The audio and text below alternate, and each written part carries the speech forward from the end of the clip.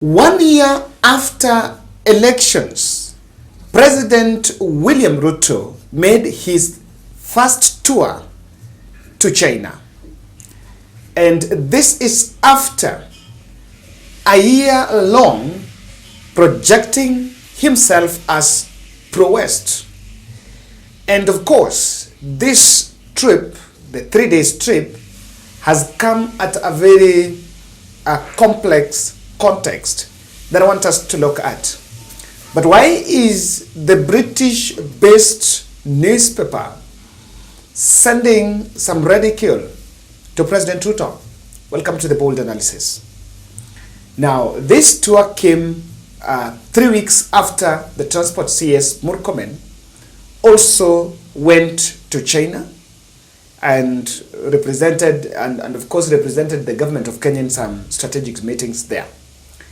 A London-based Times, Sunday Times, published this article, and it was done, and if you read the tone of that article, you'll actually concur with me that it is a bit sarcastic.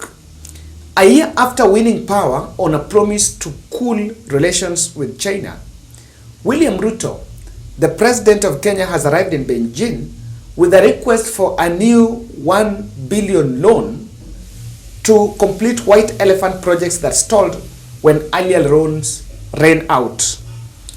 Of course, that editor is saying that the projects, development projects that were going on in the country were only funded by the loans, and immediately the loans dried, they could not continue. But then why, and as you read the tone, they seem to be, the editors there, they seem to be running a very strong narrative and looking at the William Ruto's trip in China with a political lens. But that is all not coming from the moon, because remember, Ruto hit international headlines with clamor for debt justice. Look at this video here while he was speaking in France. We need a financial transaction tax at a global level where even countries like Kenya pay. We do not want anything for free. We want another organization of equals where you have as much say because you pay as much as we do because we also pay. That's the organization we are looking for. And that is why we are saying we need a new financial architecture. You will pay more eventually because you have a bigger economy. We will pay commensurate to our economy. And we want those resources controlled not by IMF and World Bank. Because IMF and World Bank, you have the final say. We don't have no say. We want another organization of equals where you have as much say because you pay as much as we do because we also pay. That's the organization we are looking for. And that is why we are saying we need a new financial architecture where governance, where power is not on the hands of a few people. We can agree on the governance of the institution. We can agree on the sharing of power so that all of us have access to resources that go to making sure, number one, renewable energy. We invest in decarbonization. Number two, adaptation, mitigation, smart agriculture. Number three, restoring our planet, restoring our biodiversity, and making sure our carbon sinks work. This is what we are saying, and we would appreciate a little understanding. We want to be, we are talking the normal. If we continue talking the normal, Emmanuel, we will never solve this problem. Things are not going forward, they are going backwards. Tokenism, installment will not solve this problem. We have a much bigger problem than the installment we are discussing here will solve. You're not hearing us. I will, if I may. I love having bold people, and I take the point. No, but at least you take first loss or guarantee. But just to address your point as a final conclusion, I don't know the country which would accept to have business or people being taxed if it's not voted by your people. This is a sovereign competence. So I agree with you. I want a global taxation. This is my point. But it will be submitted to the acceptation of, on the vote of each national parliament. It's a matter of fact. There is no global tax without a national vote, because it's a matter of sovereignty, William. So I love your objective. I do share it. My point is, I started to do it, but this is not a new global governance if you accept to have your activities, your people or your business being taxed globally by whom, collected by whom and how. It doesn't exist. So you will have to vote. Let's vote for it all together on the same model. I agree with you, it will be the global tax. Second, I think the best way to address your point is to make the governance reform of IMF and World Bank, and to make them much more adapted to the current world. And I totally agree with the new financial architecture proposed this morning by the Secretary General. Let's not create a new one. Let's just transform the ones we had. And final point, what we are discussing, I'm sorry, but I've been involved in this business probably for too many years. But it's not business as usual. You can look at that confrontation, the passion and the zeal. Any other president from the West and friends of Kenya from the West would actually see William Ruto as a man that has strong disdain against the loans. But that is why we are actually seeing, and that is why his trip to China is seen as a double speak, because largely he had been seen as a father, or rather Mr. Nice for America. Now, this loan facility, furthermore, contradicts a position that Kenya Kwanza took days to the last general election, that they will stop labor-intensive, capital-intensive projects, so that they prefer the labor-intensive projects. But again, we are taking loan. And of course, there was some really contradiction around it, because the capital-intensive projects are the ones that provide market for our labor, skilled and unskilled labor. So you cannot create the labor market without the elephant projects. Now, two contexts why William Ruto's trip to China is actually drawing that international attention. China abstained when United Nations Security Council voted to ratify the deployment of Kenya police to Haiti. China is amongst the two countries that abstained from that vote. China and Russia did not vote for Kenya. They decided to abstain on that vote. And the last video that Ruto did before he left this country to China, he was reminding the country about the Haiti mission. So maybe it's also a very good opportunity for President William Ruto to ask his counterpart in China, what exactly are their reservations about the Haiti? Maybe it will help Kenya back to get their framework when they're heading there. The second context, King Charles is expected to jet in this country later this month in a move that is seen as trying to cement UK-Kenya ties. And of course, there is a very huge expectation that there are some goodies that will come from from UK after that visit. But all in all, we're still heading to China.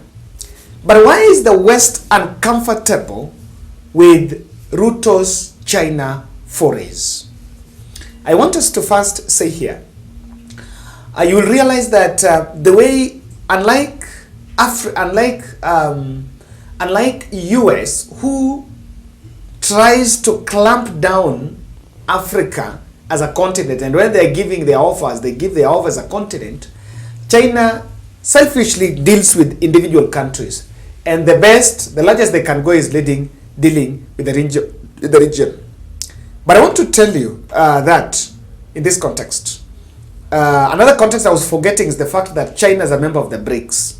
And I'm mentioning it because it's coming here, why the West is uncomfortable with Ruto's forays in China. Number one, why Ruto has gone to China is true to solicit to lobby for the loan, and one of the loan facility that Ruto is lobbying is the one to extend the SGR to Malaba.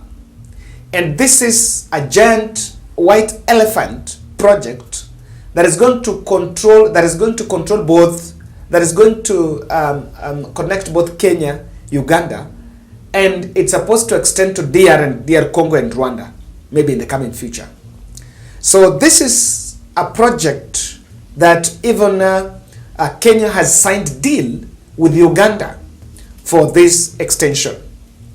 And America, or rather the West, sees Kenya as the East African gateway.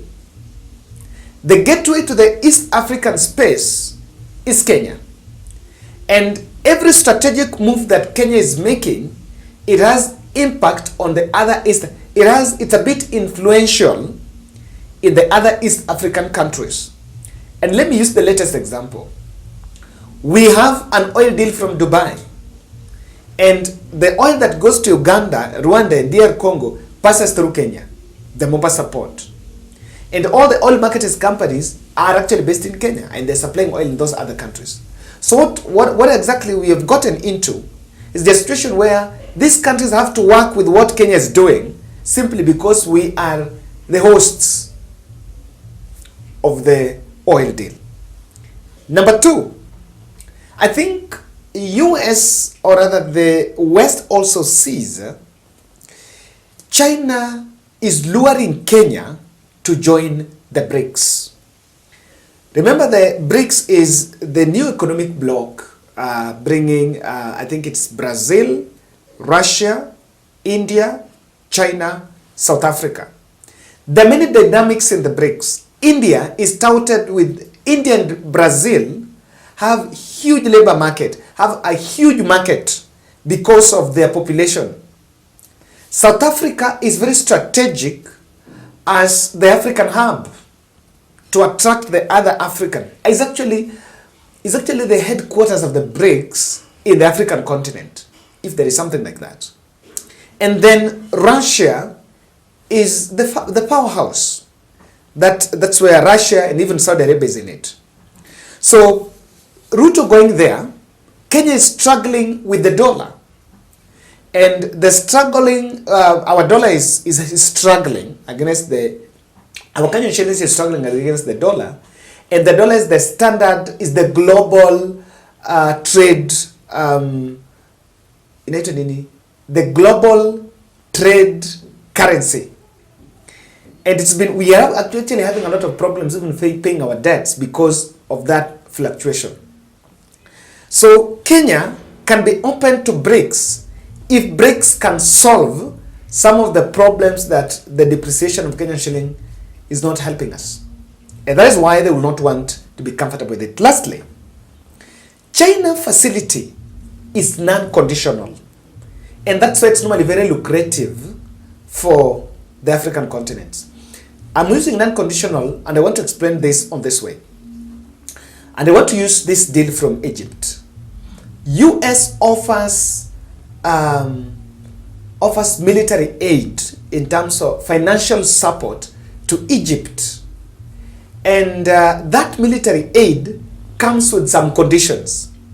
And one of those conditions is America being involved in democratization of that country. So China is not involved in it. By the way, China doesn't want to know who is the president or who is not the president.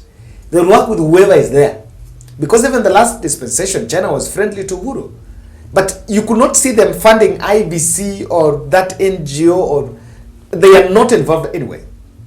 So they know very well that there is a very strong competition there. And you know, Africa is growing. And there is new clamor for Pan-Africanism. The clamor for Pan-Africanism is what is attributed to the rising number of coup d'etats in West Africa, where they're doing coups and sending away, or rather chasing away, the colonizers. So China is emerging as the new colonizer in Africa, but on the infrastructure development front. And on this one, it has been difficult. But of course, some foreign policy experts tells me and someone can help me confirm this, that one of the problems with the US and the West is that there is a lot of bureaucracy. They can approve a facility, but for it to arrive in your account here, it's a big problem.